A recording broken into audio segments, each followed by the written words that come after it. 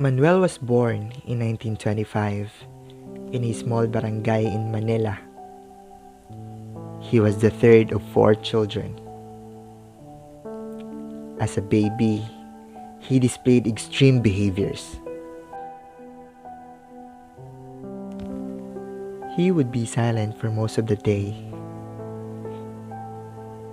But when he started crying, he could last for hours.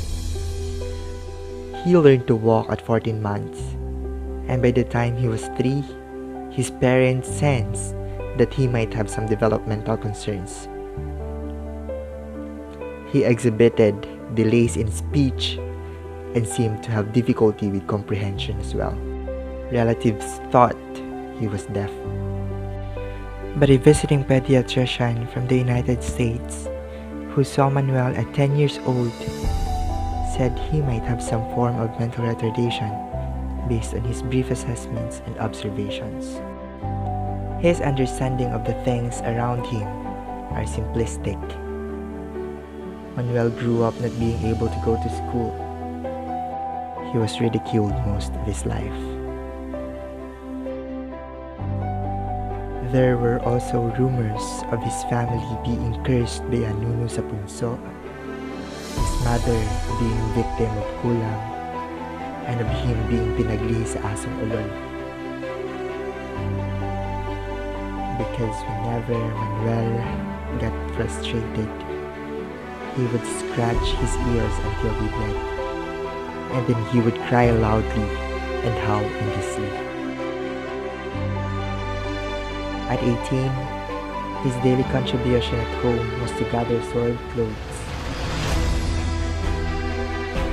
throw the trashes,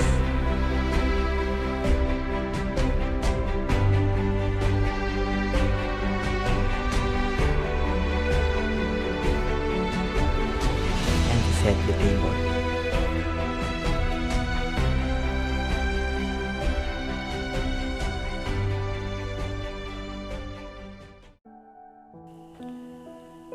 Julian, on the other hand, was born in 2001. Like Manuel, he manifested extreme behaviors as an infant and language delays as a toddler. Julian was referred to a developmental specialist who suspected him to have intellectual disability and immediately advised him to go through occupational therapy.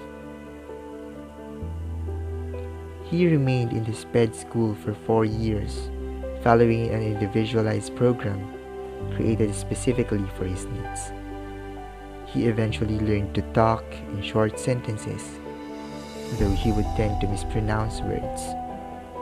Recommendations to undergo speech therapy also followed. At 6, he was recommended to enroll in a small school where the student-teacher ratio was only at 5:1. Teacher John, who was SPED trained, always made sure he would be able to participate in class activities. Teacher John realized that shortening some of the instructions and lessening some of the items in Julian's paper helped him to focus on his work more. Julian's diagnosis of intellectual disability was confirmed at 11 years old. Despite him gaining success during his preparatory and first 2 years in elementary, the reality of having an intellectual disability eventually started to weigh him down. Julian wasn't able to go beyond 3rd grade, but now at 18, he is enrolled in a transition class where his functional skills are being maximized. His current school sees the possibility of him being employed in a small cafe given the abilities he was able to develop throughout his